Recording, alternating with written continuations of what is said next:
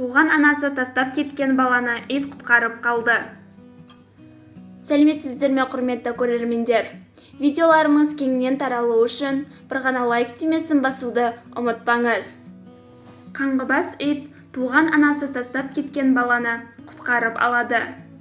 Бұл жағдай Аргентинаның Вирибильдино қаласында болды. 33 жастағы әйел туған баласын көшеге тастап кеткен. Түнде ауа температурасы 0 градусқа төмендейді. Сондықтан нәресте тоңып, шетінеп кетуі мүмкін еді. Бақытына орай, баланы тастап кеткен жерде қаңғыбас ит жүрген екен. Жергілікті тұрғындар оны Пути деп атап кеткен.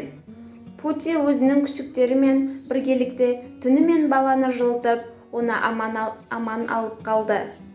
Таңертең жылаған баланың даусын естіген тұрғындар оны тауып алып, дереу ауруханаға жеткізеді.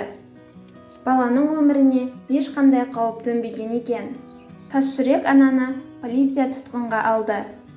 Ал ит болса, балаға мейірім тігеді. Қатыгез аналар қайда кетіп бара жатыр?